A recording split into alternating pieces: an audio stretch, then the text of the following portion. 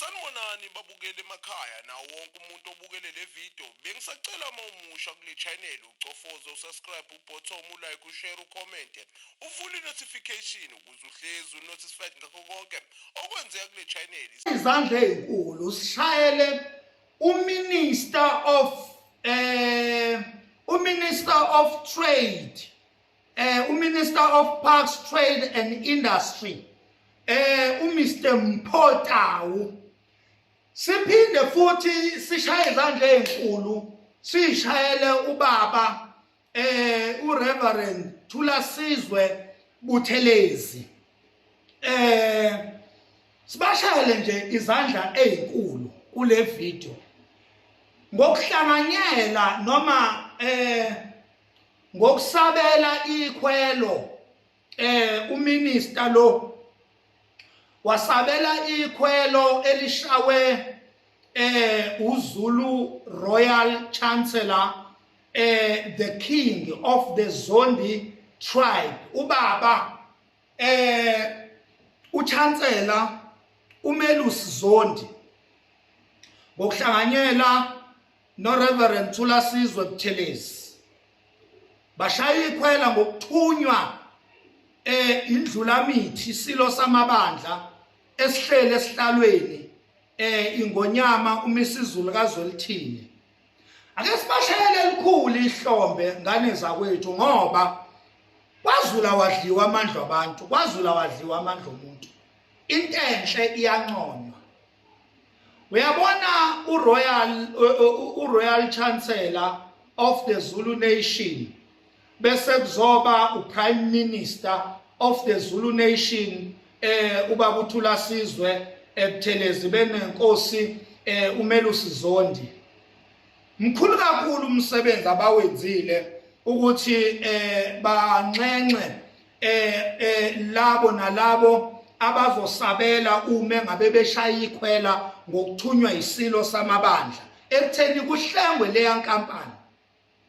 Leya nkampani leya itho ngathi Hewlett mkhulu kakhulu umsebenzi wokuhlengwa kwayo amabhillion ngamabillions imali ezifunekayo ukuze leya nkampani ihlengwe. Sizwilele singomakhanya ukuthi nansi incwadi njoba nibona nje sizwile singomakhanya ukuthi ngempela uMinister of Parks uMpho Tau impela usukumile nayi inkosi ixawulana no deputy president lana sibonile futhi ama-video inkosi i-addressa u-deputy president iletha yethula izikhalo zethu njengabantu abamnyama isikakhulukazi the Zulu Nation. Cha the Royal Chancellor Nkosi uMelusi Zondi siyabonga kakhulu ndaba ezitha umsebenzi owenzayo owenzela isizwe uyabonakala umsebenzi owenzayo. Angeke sithule sigomakhanya kukhona okuhle okwenzakalayo ngoba uma ngabe kubheda ithina sigomakhanya sibonakala sitrenda sicomplaina sithuka inhlamba sigxeka sigxibha konke okusuke kuhamba kabi konke okusuke kubheda. Ngeke futhi sithule mase sibona ukuthi hayibo nakho sekuyalunga kukhona impela okulungayo nansi inkosi isukumile ininge inyawo ayilali ayiphumuli ubusuku nemini yehli enyuka inkosi uMelusi Zondi isebenzela isizwe sikaZulu ilwela isithunzi sesizwe. Angeke sithule ngane zakwethu, angeke sithule ngoba mhlawumbe omunye uzothi makhanya yindaba njalo uhlezi ukhuluma ngenkosi eyodwa ukhuluma ngenkosi uMelusi Zondi. Cha ngane zakwethu izizathu zaloko more than one. Esokuqala esokuthi phela uzokhumbula ukuthi inkosi uMelusi Zondi njengoba iyihlo lesilo nje baningi abantu ababedidekile ukuthi yini umsebenzi wehlo lesilo. Kusho ukuthini ukuba yihlo lesilo? Yona lento ethi yihlo lesilo iyini? Now uma ngabe sibona izenzo ezikhombisa ukuthi ngempela isilo is being represented everywhere lasidingeka khona kodwa esingeke sikwazi ukufinyelela khona sibona impela ihlo lesilo lifika lapho. Uyabona Uzokhumbula ukuthi omunye womsebenzi wokuba yihlo lesilo lo ukuthi yonke indawo impela la kudingeka khona isilo kodwa esingakwazi ukufinyelela yonke indawo ngoba sisodwa. Ugijime ihlo lesilo liyobheka lapho.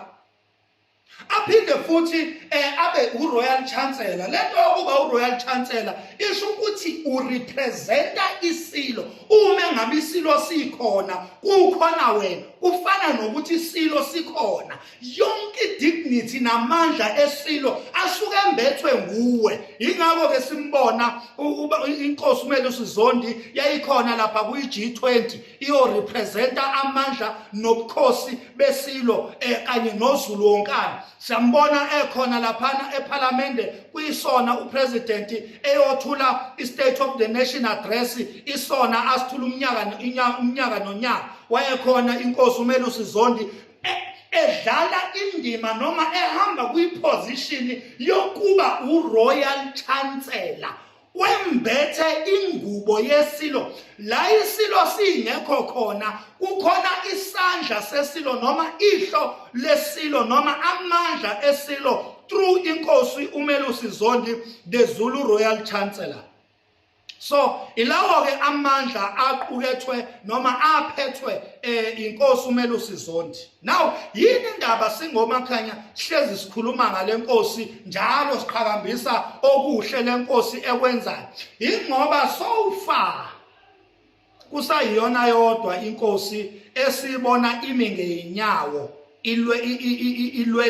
ilwela isithunzi somuntu omnyama. Kusayilo iyo yodwa inkosi esizwe ikhuluma ngomlomo wayo amazwi okuvikela nawo ukulwela isithunzi samakhosi nesithunzi sesizwe sikaZulu. So far kusayiyo yodwa inkosi engalali esibona iphithiza ubusuku nemini i-up and down ngoba ilwela njalo yonke indawo la ihamba khona ifika iphakamise igama lesizwe, iphakamise umuntu omnyama, iphakamise amakhosi. So far into ukube maningi amakhosi enza lento enziwa inkosi uMelusi Zondi. Ngabe wonke siyawakhuluma, ngabe wonke siyawanema, ngabe wonke siyawancoma njengoba simncoma nje.